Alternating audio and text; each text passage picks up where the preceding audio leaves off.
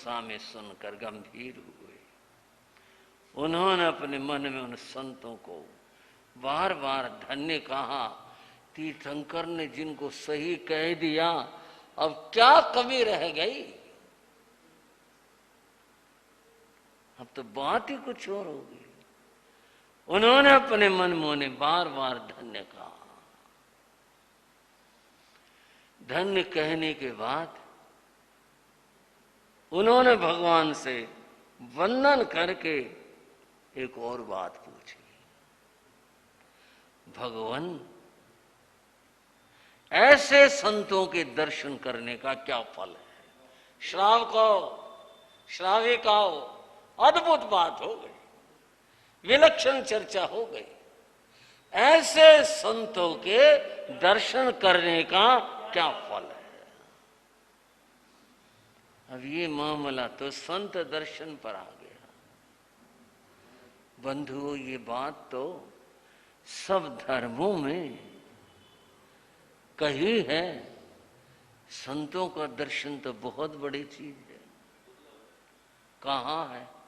चाणक्य ने कहा, साधूनाम दर्शनम पुण्यम तीर्थ भूताय साधव है, तीर्थ फलते काले न सद्य है साधु समागम।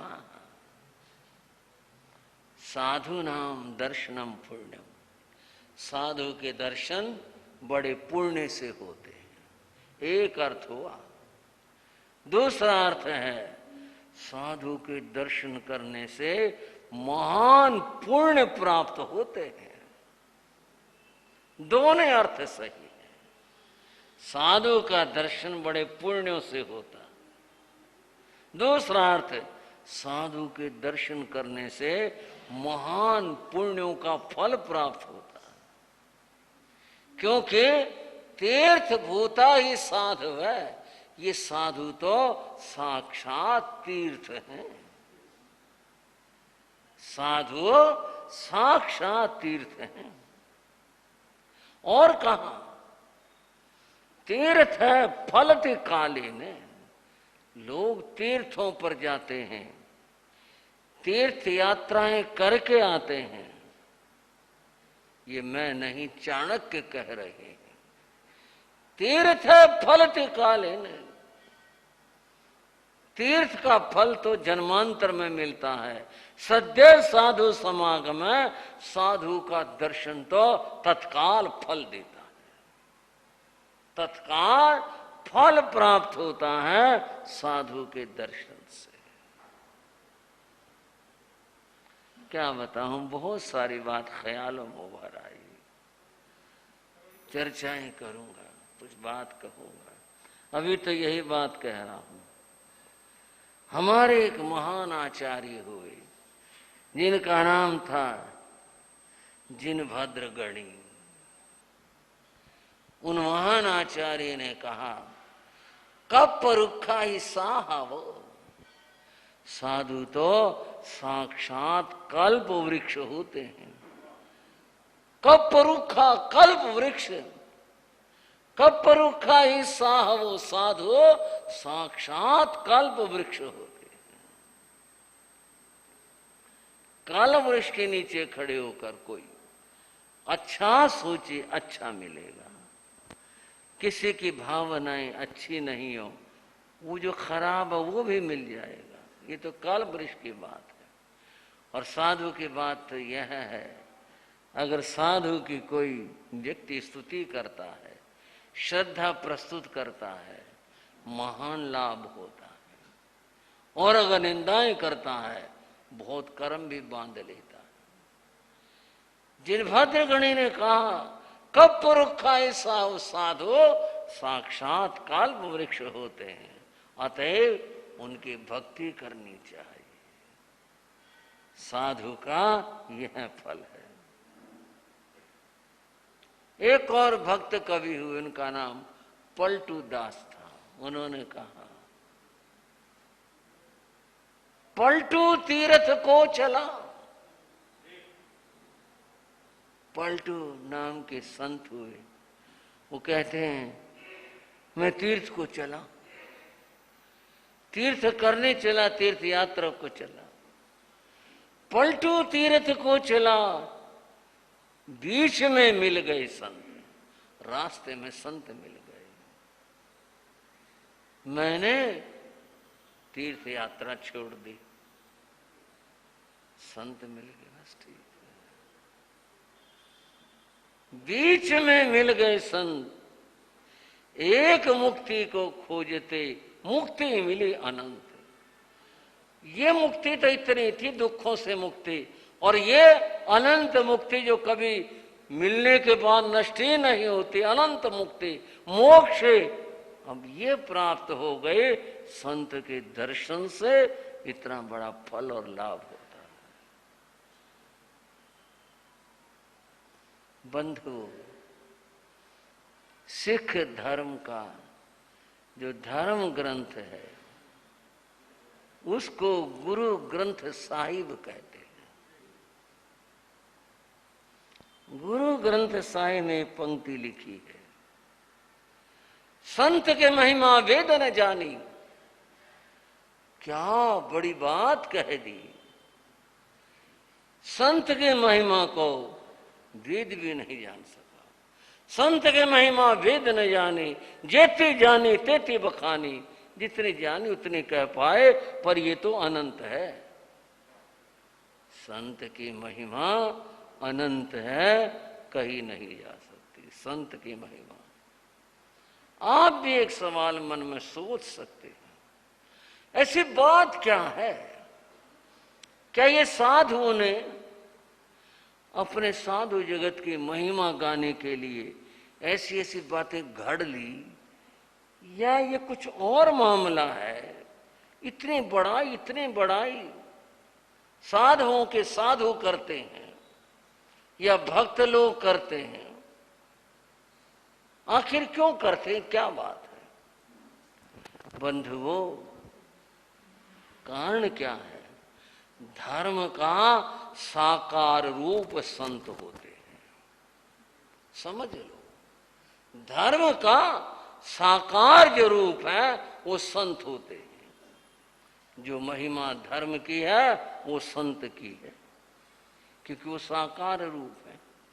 उनमें वो देखा जा सकता है, अनुभव किया जा सकता है। संत के जीवन में साधना साकार होती है। ग्रंथ में, किसी भी धर्म ग्रंथ के कोई अभिनय का भाव नहीं, पूरा आदर सत्कार है। लेकिन जो चर्चा, उसका मैं बात कर रहा हूं, चर्चा की। धर्म शास्त्र में जो धर्म और साधना है वह शब्द रूप है, संत के जीवन में वह साकार है, प्रत्यक्ष है, सामने है, उसे देख लो। बंधुओं, जैसा मैंने प्रारंभ में ही बताया कि आज अमीनगर सराय श्री संघ आया है। अमीनगर सराय श्री संघ उत्तर प्रदेश का एक मान्य संघ है, प्रतिष्ठित संघ है, धर्म ध्यान वाला संघ है, संत सेवा करने वाला संघ है। और जब संत सेवा की बात आई, पूज्य गुरु महाराज योगीराज जी की अमीनगर सराय क्षेत्र पर बड़ी कृपा रही। गुरु महाराज के योगीराज जी के वहां 5 चातुर्मास हुए। एक संत के जीवन के इतने चातुर्मास होना 2 बातें बताता है। क्षेत्रवासियों की कितनी श्रद्धा होगी और संत की कितनी कृपा होगी, दोनों बातें हैं ना। उनकी तो श्रद्धा और उनकी कृपा, तभी ये बात हो पाती है। और गुरु महाराज योगीराज जी ने अपने जीवन की जो अंतिम साधना थी वह अमीनगर सराय की थी, वही उनका देवलोक हुआ था।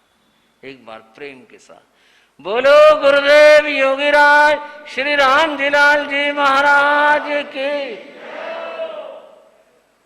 यूं तो उनकी थोड़ी चर्चा करूं, जीवन बड़ा विशाल है, पर थोड़ी सी बात करता हूं। इस चर्चा में साधना का साकार रूप क्या होता है। उनका नाम था गुरुदेव श्री राम जी लाल जी महाराज। क्या नाम था भाई? ये उनका जन्म नाम है, राम जी लाल। दीक्षा ली तो मुनि राम जी लाल कहलाए। लेकिन आज जब भी साधु हम लोग अथवा गृहस्थ जो भी उनके परिचित हैं, वो सब योगीराज कहते हैं, उनको योगीराज कहते हैं।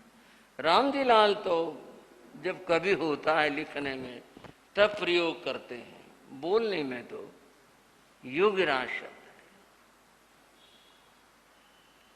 एक भाई थे, बड़े अच्छे जानकार थे, शास्त्रों का स्वाध्याय था और कवि भी थे। उन्होंने हरियाणवी भाषा में काव्य रचनाएं की। नाम था चौधरी दरियाव सिंह। एक बार उन्होंने, दरियाव सिंह ने, परम श्रद्धेय व्याख्यान वाचस्पति श्री मदन लाल जी महाराज से एक सवाल किया। पास बैठे थे, मौका मिल गया और कोई था नहीं, मौके की बात है। उन्होंने पूछा कि महाराज साहब, ये योगी राज्य आपके साथी हैं? बोले हाँ साथी हैं। आप साथ रहते हो दोनों? बोले हाँ साथ रहते हैं। बोले एक बात तो बताओ, इनको योगी राज क्यों कहते हैं? इनका नाम तो कुछ और है, इनको योगी राज क्यों कहते हैं? ये जो मैं बता रहा हूं यह है दरियाव सिंह के हाथ का लिखा हुआ और पत्रिका में छपा हुआ प्रसंग है। जवानी जमा खर्च वाला मामला नहीं है। योगी राज का क्या अर्थ है? श्रद्धेय श्री वाचस्पति जी महाराज ने कहा, जो साधक अपनी 5 इंद्रियों को काबू में कर लेता है, 5 समिति और 3 गुप्ती की सम्यक आराधना करता है, 5 महाव्रतों का शुद्धता पूर्वक पालन करता है, उसको जैन भाषा में योगी कहते हैं। जो ये बताया, इन सब का जो पालन करता है उसको योगी कहते हैं। और जिनके बारे में तुम पूछ रहे हो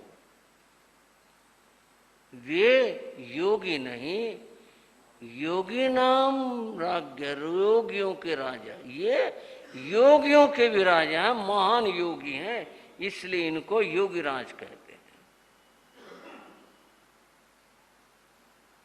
दरिया सिंह बोला, आपने ये बात प्रशंसा में कही है या ये सच है? कोई नजदीक का आदमी था। ये बात प्रशंसा में कही या ये बात सच में है? श्री मदन लाल जी महाराज ने कहा, दरियाव सिंह, साधु झूठ नहीं बोलना करते।